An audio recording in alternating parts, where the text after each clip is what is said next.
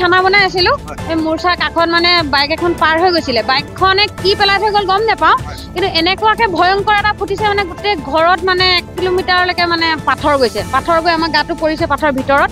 পৰি পুৰা একদম ধোঁৱা উঠি গৈছে আৰ্মি কেম্প আছিলে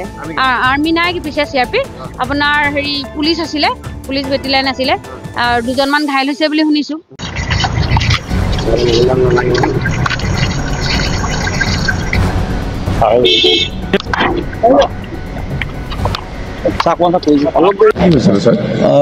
আজি প্ৰায় 8:20 পৰা 8:25 ভিতৰত এইটো পানবাৰীৰ অৰিজিনেলি CRP কেম্প কিন্তু এতিয়া CRPF নাই আমাৰ ইয়াতে 11 বেটেলিয়নৰ এটা প্লেটুন এটা থাকে ডিউটিৰ কাৰণে প্ৰায় 8:20-25 বজাত এখন বাইক এইফালেদি খুব জোৰেৰে পাৰ হৈ যোৱাৰ আমি খবৰ পাইছোঁ আৰু ইয়াৰ পাছতে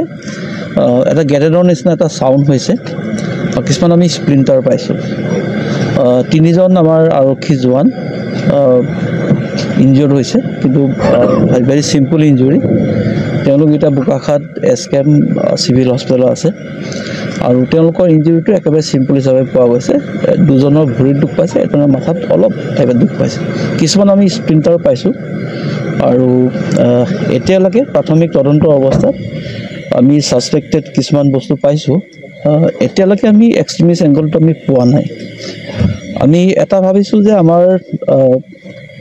গোলাঘাট জিলা আৰক্ষী যোৱা 1 বছৰে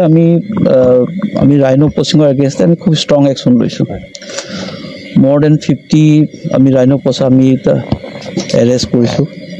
আৰু দুজন ৰাইনো পচাৰ এটা এনকাউণ্টাৰত মৃত্যু হৈছে 11টাতকৈ বেছি